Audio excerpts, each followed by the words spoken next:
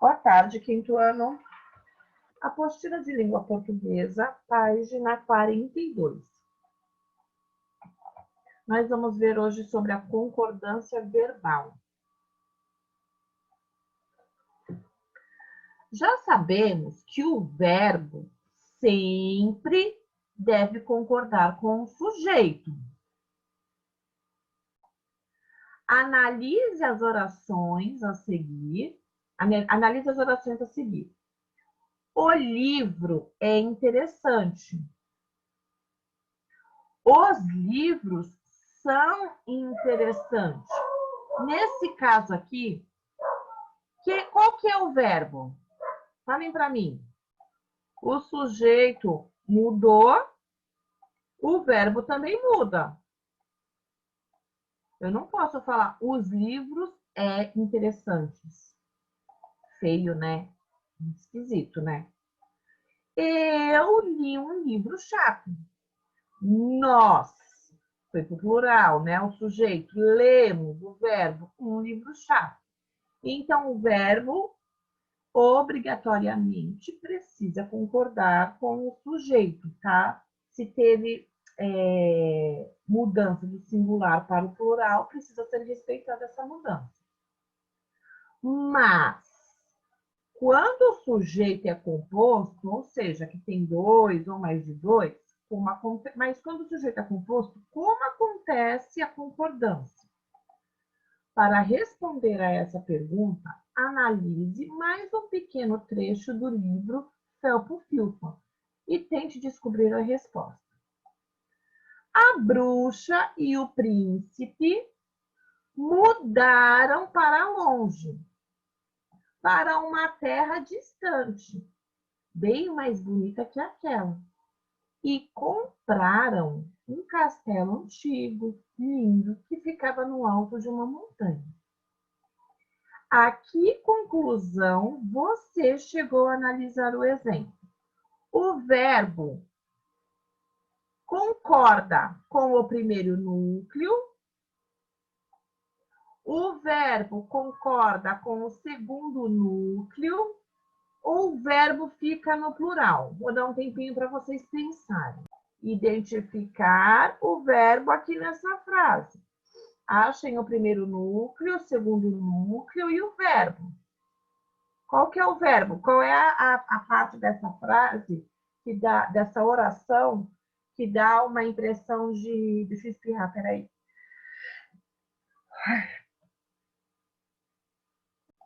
Que dá uma impressão de que teve um movimento, de que aconteceu algo.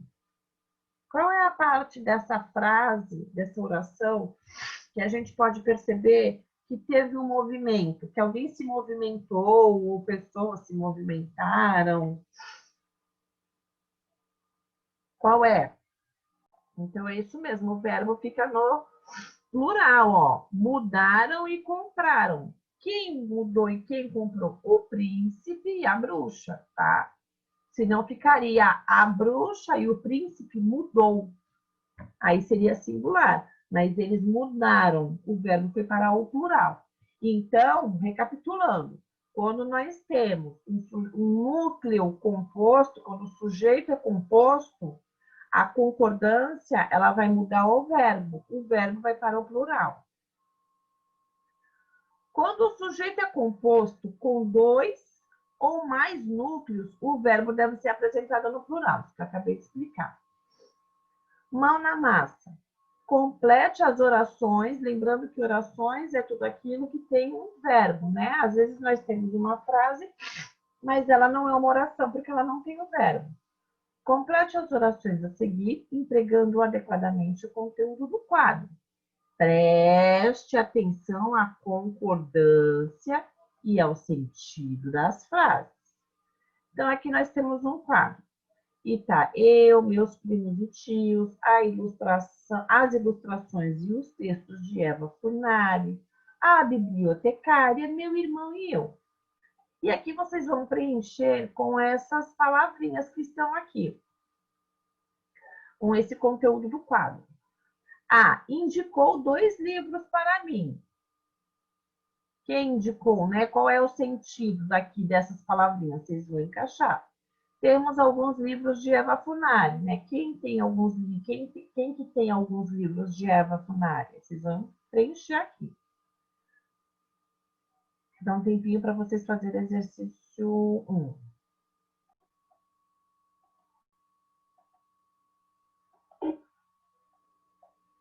Vamos iniciar a nossa semana hoje com a aula de português. Semana passada, a professora esteve explicando para vocês sobre sujeito e predicado. Hoje nós vamos falar um pouquinho sobre núcleo do sujeito, depois a professora vai falar sobre o sujeito simples e o sujeito composto. Então vamos lá, crianças. Olha lá. Olha a frase aqui que a professora colocou aqui para vocês. A Mariana foi no aniversário. Quando nós estamos falando em sujeito simples, a professora falou semana passada sobre o sujeito e o predicado. Se eu fosse separar aqui o sujeito e o predicado, ficaria o quê? A Mariana, sujeito. Então, sujeito simples. Foi no aniversário, esse restante da frase seria o predicado. Por quê? Porque o predicado explica sobre o sujeito, que é a Mariana. Mas aqui está pedindo para nós encontrarmos o núcleo do sujeito. Então, no sujeito, na frase sujeito, nós temos também o núcleo do próprio sujeito. Então, vamos lá. A Mariana foi no aniversário. O núcleo do sujeito é somente de quem nós estamos falando, ou do que nós estamos falando. Então, o núcleo do sujeito... Aí, nesse caso, a Mariana foi no aniversário. Qual é o sujeito? O sujeito é a Mariana. Qual é o núcleo do sujeito? De quem nós estamos falando? Mariana. Mariana. Então, o núcleo do sujeito é qual? Só é qual palavrinha? Mariana. Isso. O sujeito é só a Mariana. Aqui, outra frase, vamos ver. Os coelhos são lindos. Qual é o sujeito aí? Os coelhos. E o núcleo do sujeito é o coelhos. E o núcleo do sujeito? Coelhos. Qual seria o núcleo do sujeito dessa frase? Somente coelhos. E agora aqui, na terceira frase, o poeta é muito inteligente. Qual que é o núcleo do sujeito? Então, o sujeito simples seria o poeta. O núcleo do sujeito seria somente poeta. Ok, crianças? Agora a professora vai passar para outra explicação.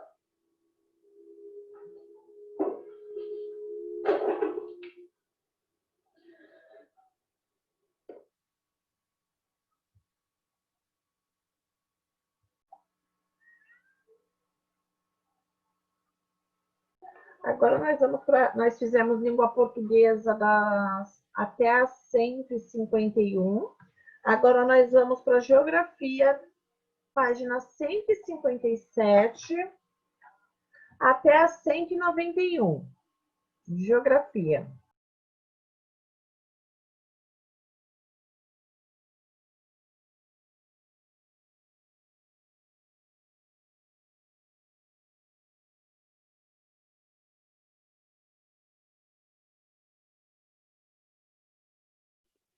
Professora, seu áudio está fechado.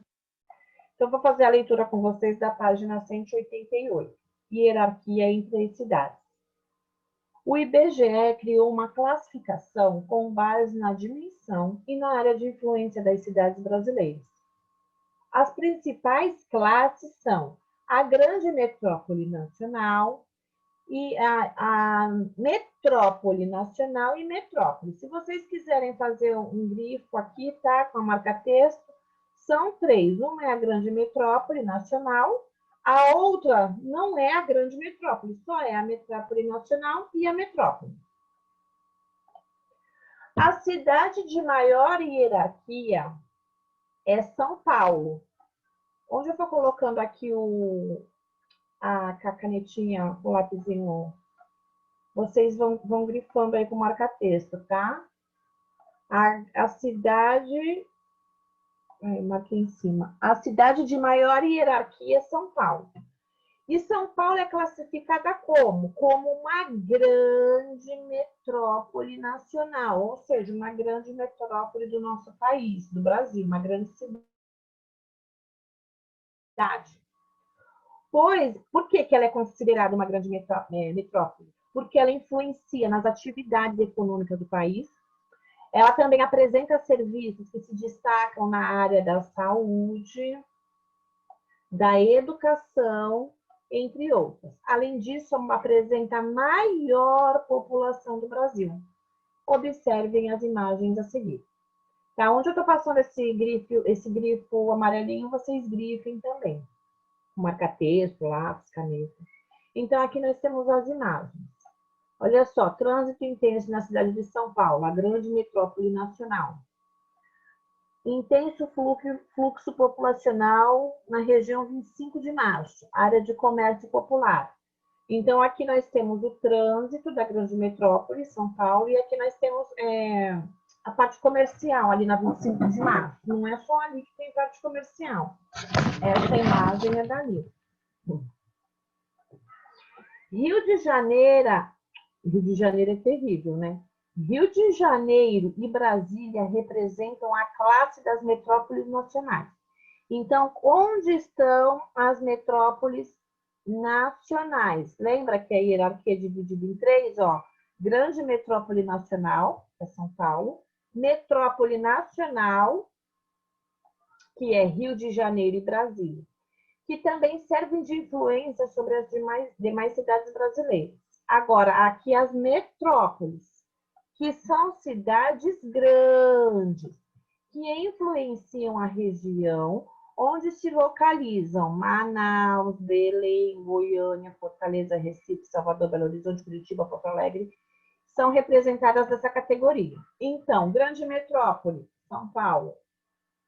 Metrópole nacional, Rio de Janeiro e Brasília. E as metrópoles são essas cidades que estão aí, que eu acabei de grifar. Outro fator que contribuiu para que a população se distribua irregularmente no território brasileiro são as migrações, que estão relacionadas com o deslocamento da população de um lugar para o outro. Vamos estudar como as migrações contribuem para essa irregularidade?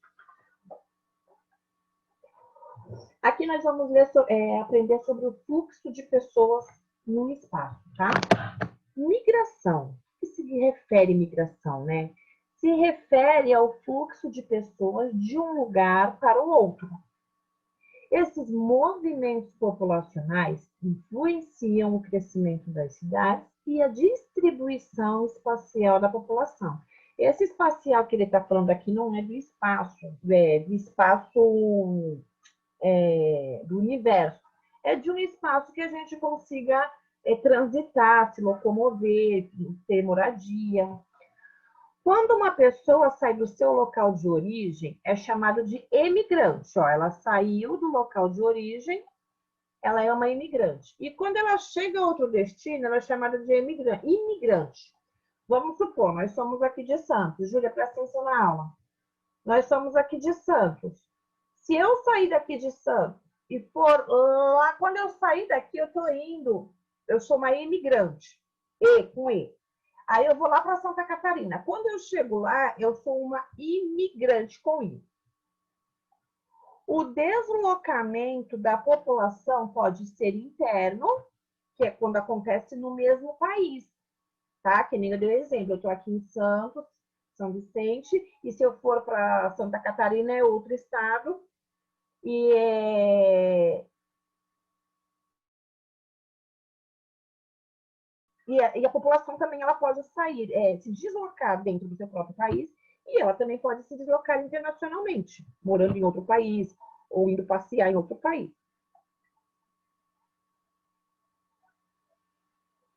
De olho no local. Sabemos que a composição da população brasileira foi influenciada pela chegada de muitos imigrantes.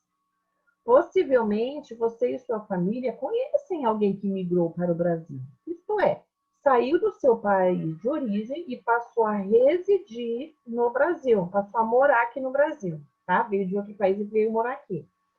Sendo conhecido como imigrante. Então, para ser um imigrante, ele precisa morar, tá? Senão, se está indo apenas por passeio, é turista. Que tal saber um pouco mais sobre a população imigrante? Para isso, será necessário seguir as seguintes etapas. Essa daqui depois eu leio com vocês, depois a gente faz essa. Vamos pular essa por enquanto. Movimentos populacionais. Um dos deslocamentos que contribuíram para o crescimento das cidades foi o êxodo rural. Nesse tipo de deslocamento, a população deixa de morar no campo e se transfere para a cidade, contribuindo assim para a população urbana. Então, as pessoas que saem do campo e vêm morar na cidade, elas contribuem para que a população humana da cidade ela também cresça, né? Aumente, caracterizando o processo de urbanização. E é assim que a gente começa a fazer a parte urbana da nossa cidade. As pessoas começam a sair do campo, começam a vir de outros lugares e a gente começa a fazer a parte urbana da nossa cidade. Observe o gráfico a seguir, que retrata a evolução da população urbana nas regiões brasileiras. Então, aqui, ó, no período de 1940, aqui o Brasil, taxa de urbanização por regiões em porcentagem, de 1940 a 2000. Olha só em 1940 como era, quanto de pessoas tinham na parte urbanizada, nas regiões, por regiões. Né? Em 2010, tinha 85,36. Hoje nós estamos em 2020. Esse número com certeza já aumentou.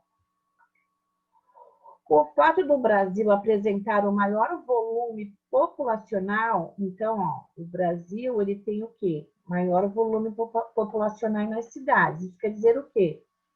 Que tem mais pessoas nas cidades no nosso país. Caracteriza-se também como o quê? Como um país urbano, influenciando a distribuição irregular da sua população. Ou seja, as pessoas vêm para cá, não tem uma distribuição correta, tem uma distribuição irregular.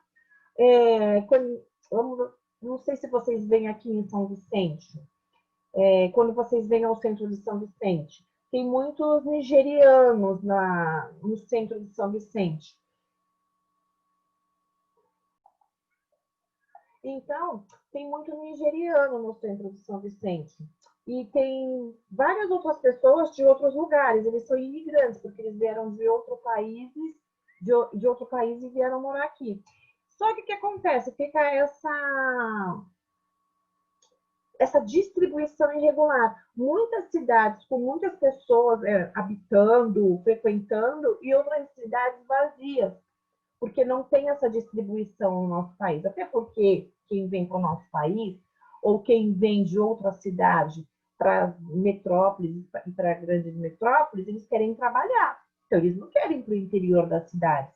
Eles querem ficar no centro para poder girar dinheiro.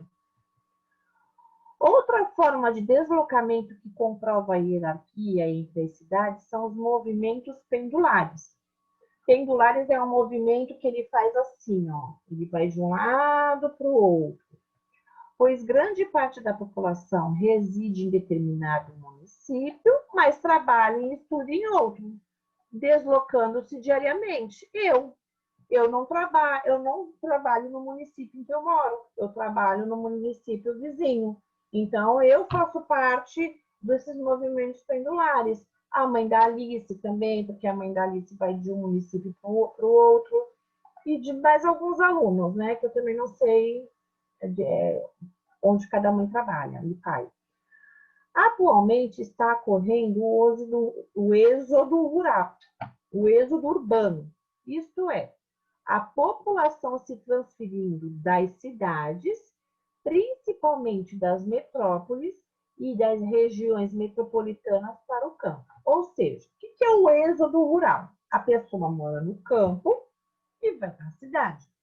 O êxodo urbano é o contrário. A pessoa mora na cidade e quer ir embora para o campo, e vai para o campo. Então, podem grifar, tá? Em busca de... estão correndo se transferindo das cidades para o campo. Por que as pessoas estão saindo das cidades e indo para o campo? Porque elas estão procurando um estilo de vida mais tranquilo. E esse movimento não é muito comum, mas ocorre principalmente nessas 2 décadas. Ou seja, nos últimos 20 anos, as pessoas estão querendo mudar o seu estilo de vida, buscar tranquilidade, querendo sair da cidade e ir para o campo. Eu me enquadraria no êxodo urbano, porque eu gostaria muito de sair da cidade e morar no campo. Além disso, a migração sazonal ou transhumância. Quando a pessoa deixa de seu local de origem e muda temporariamente para o outro, tá? Sazonal quer dizer por tempo, por um tempo, né? Que nem vamos dizer assim, determinada fruta é sazonal, porque ela não dá o ano inteiro, ela só dá ou na primavera, ou no verão, ou no inverno ou no outono. Então, a migração sazonal quer dizer que é quando uma pessoa ela está aqui, mas ela se muda por um tempo só, e depois ela volta. Ou também porque ela precisa trabalhar. Aí ela vai trabalhar, fica 6 meses fora, 1 ano, ou até menos, mas depois ela volta. Então, isso é chamado uma migração sazonal. Leia o trecho a seguir. Aqui, quando começa um texto com reticências, quer dizer que existe um texto para cá, mas que não foi copiado. Eles copiaram a partir daqui. Então, é basicamente que está incompleta o que resta para cá, tá? Aqui eles só pegaram o trecho que é de interesse, mas tem uma continuação. É uma ciência que tem por finalidade o estudo das populações humanas, enfocando aspectos tais como sua evolução no tempo, seu tamanho, sua distribuição espacial, sua composição e características gerais. Qual é o nome da ciência a que o texto se refere? O que é uma ciência que estuda as populações humanas? Que estuda a evolução no tempo, no tamanho, na distribuição do espaço. Quem compõe esse cenário? E quais as características gerais? Alguém sabe dizer? Não é democracia, demografia, tá?